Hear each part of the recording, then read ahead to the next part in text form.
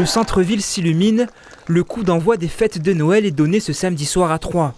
Autour du sapin, plusieurs milliers de personnes sont venues profiter de l'ambiance et de la désormais traditionnelle grande parade de Noël. C'est le top départ de la préparation des fêtes de Noël. La ville devient un lieu de vie pendant plusieurs semaines jusqu'à la fin de l'année. On a des dizaines et des dizaines de kilomètres de lumière, on en met chaque année un peu plus, partout en ville pour que tout le monde en profite. Il y a le cœur de ville, il y a le pied de l'hôtel de ville, mais il y a toute la ville qui est également en lumière. Durant plus d'un mois, la ville va garder ses habits de lumière.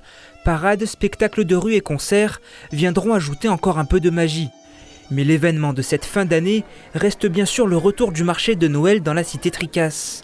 Exit les bulles lumineuses, 25 chalets ont pris place devant l'hôtel de ville. Les bulles vont me manquer parce que je les trouvais sympas aussi, mais c'est vrai que le marché de Noël c'est super, il y a du monde, les gens sont là, il y a des lumières, on boit du vin chaud très bon. Déjà il y a des spécialités troyennes, on retrouve de l'andouillette de Troyes, on retrouve aussi des spécialités d'autre part, des pâtés lorrains, etc. Et évidemment tout ce qui se vend à Noël. Un marché de Noël attendu depuis près de 15 ans par les Troyens, mais aussi par les commerçants. C'est le parc de la forêt d'Orient qui a loué le chalet pour plusieurs producteurs. Ça commence très très fort parce que vous voyez, le stand est vide et ça se poursuit demain pour moi encore jusqu'à 19h. Et ensuite, ce sera un collègue qui prendra la relève avec du champagne pour lundi. C'est le tout début, c'est super parce que dès le départ, on voit que les gens sont présents, quoi. Ils sont venus en masse et il y a quand même vraiment beaucoup de monde. C'est une belle opportunité aussi pour se faire connaître.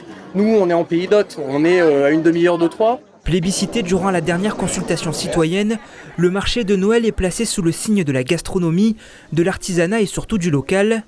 Plus de la moitié des chalets sont animés par des commerçants au bois. La tradition des marchés de Noël, elle est dans l'Est, elle est à Strasbourg, elle est à Colmar, mais elle est aussi à Nancy, elle est à Metz et elle a été à Troyes. Je rappelle que Troyes était la capitale des foires de Champagne, qu'il y a eu beaucoup de traditions autour de cela et qu'il faut aussi innover, il faut aussi recréer, il faut aussi respecter le souhait des habitants.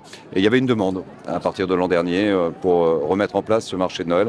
Mais on ne veut pas le faire n'importe comment, ça ne peut pas non plus être les marchands du temple. Et c'est pour ça que ce partenariat avec les artisans d'art et avec les commerçants de la ville faisait partie des éléments prioritaires pour nous. Le marché de Noël sera ouvert jusqu'au 29 décembre.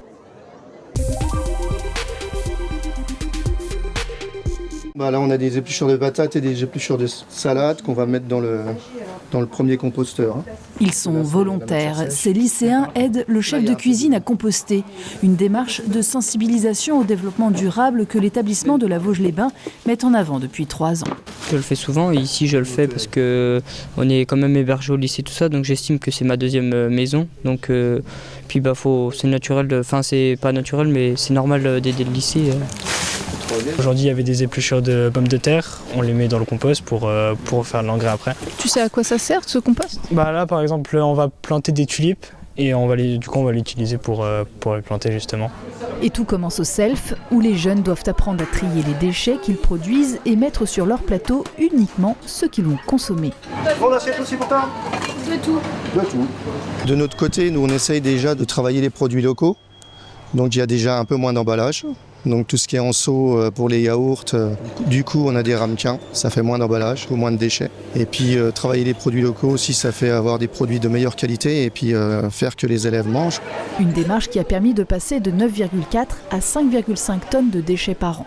Le collège et le lycée viennent d'obtenir le label E3D qui reconnaît leur implication en faveur du développement durable. Au total, 25 établissements vosgiens se sont lancés dans cette démarche.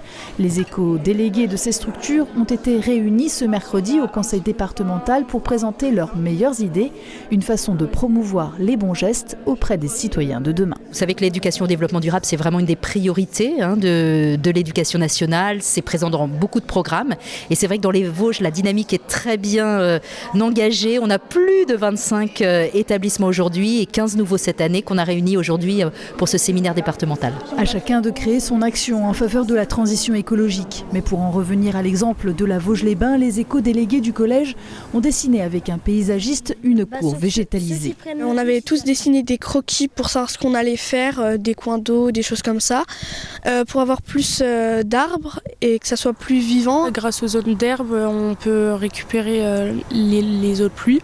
Il y aura plus d'animaux qui viendront, par exemple, butiner le fleur. Il y aura beaucoup plus d'ombre. Ça a fait un peu revivre les élèves parce que maintenant on s'amuse beaucoup mieux. Avant, il y en avait plein qui étaient dans leur coin. On a ouvert une formation cette année sur le lycée de mécanicien cycle. Donc, en parallèle, on mène un travail de réflexion sur tout ce qui est mobilité douce. Au collège, on a un abri vélo. On travaille aussi sur tout ce qui est énergie, clim, chauffage, métier du froid. Donc, ce sont des métiers en tension, des métiers de demain. Même les formations s'adaptent pour faire rentrer au cœur des programmes les défis des enjeux écologiques.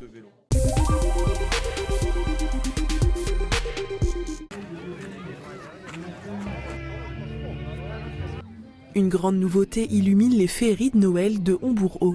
La commune a rejoint la route des lanternes de Moselle avec plus de 50 créations lumineuses qui habillent le parc du château d'Hausen.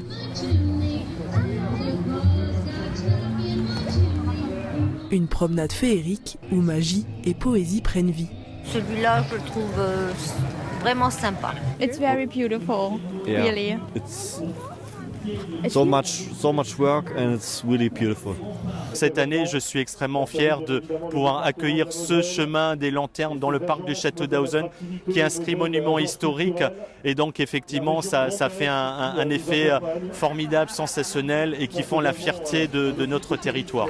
À cette lumière des lanternes s'ajoutent les saveurs du marché et les animations festives. Ils étaient d'ailleurs nombreux à être présents pour l'ouverture des chalets. 2, 1... 0.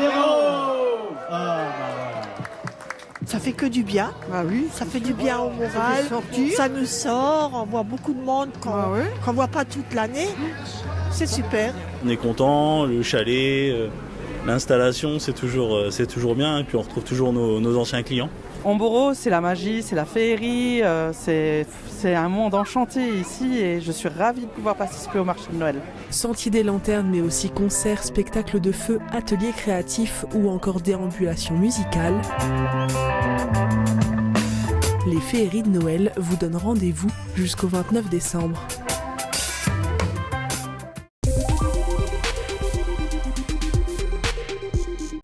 Cet habitant de Plancy-l'Abbaye fait partie des conducteurs bénévoles du dispositif Mobilité Solidaire. Sur son temps libre, il accompagne les bénéficiaires dans leurs déplacements du quotidien, notamment pour se rendre dans un cabinet médical, au supermarché ou chez un proche. Je suis retraité, j'ai du temps, j'ai une voiture, ça m'a semblé naturel de rendre service à des personnes qui en ont besoin. J'ajoute que ces services que l'on rend me rendent service aussi, ça me permet de rester utile. Et le service central qui s'occupe des plannings est très souple, c'est-à-dire qu'on peut être appelé pour un déplacement. Si on est libre, on y va. Si on n'est pas libre, on peut utiliser l'aide d'un autre collègue de l'équipe. On est indemnisé au kilométrage parcouru. Le dispositif est mis en place par la Fédération Famille Rurale de l'Aube en partenariat avec la communauté de communes Seine-et-Aube. Objectif, mettre en lien les conducteurs bénévoles et les bénéficiaires. Un dispositif déjà mis en place depuis une dizaine d'années dans d'autres zones rurales du Grand Est. On s'est nourri de toutes leurs expériences, de toutes leurs premières aussi peut-être erreurs ou écueils du moins. Et on a pu formaliser du coup le dispositif pour le mettre en place dans l'Aube. Chaque conducteur bénévole reçoit un kit du conducteur avec différents outils dedans, notamment un petit carnet de jeu pour patienter tranquillement lorsqu'il attend une personne, un bénéficiaire. Et puis également le carnet de bord pour suivre tous ses déplacements et pouvoir nous faire état en fin de chaque mois. Les bénéficiaires doivent contacter l'animatrice locale au plus tard 48 heures avant l'heure du rendez-vous. Pour profiter du dispositif, plusieurs critères socio-économiques sont requis. Les personnes doivent résider dans la communauté de communes Seine-et-Aube, ne plus ou ne pas pouvoir se déplacer, mais aussi ne pas avoir de voiture.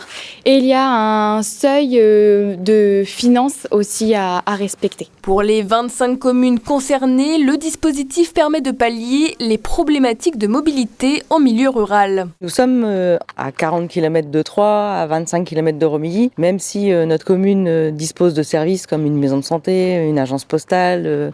Il y a bien des services, des moments où les habitants doivent sortir de notre village. Il y a déjà de l'entraide entre voisins ou entre familles, mais il y a des fois des personnes isolées qui n'ont pas de solution pour aller à des rendez-vous. Pour le moment, le dispositif compte moins de 10 conducteurs.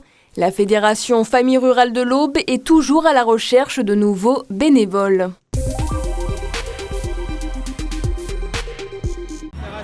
Le traditionnel défilé de la Saint-Nicolas, cette Thionvilloise et sa famille n'auraient raté ça pour rien au monde. C'est toute mon enfance, c'est les contes, voilà, on est vraiment là-dedans. Donc on a déjà fait la décoration de Noël, on fait les lutins de Noël là, donc voilà. Et le Saint-Nicolas, c'est le début des festivités, donc c'est avec grand plaisir qu'on vient au défilé.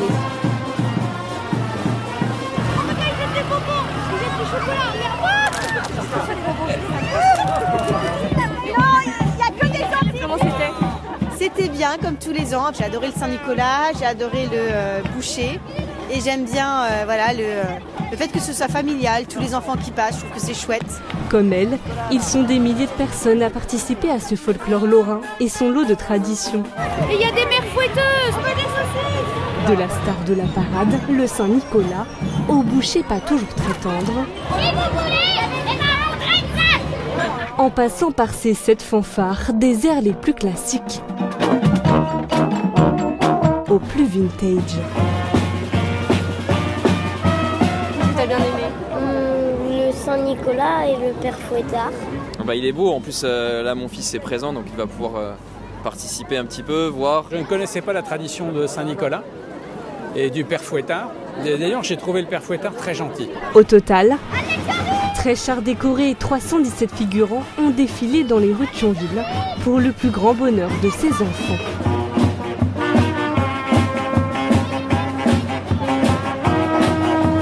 On en a récolté vraiment beaucoup. Qu'est-ce que t'as aimé ? Les bonbons, c'était sûr ça. Et moi aussi les bonbons. Le passage du saint patron lorrain marque le coup d'envoi des fêtes de fin d'année. La magie de Noël ne fait que commencer.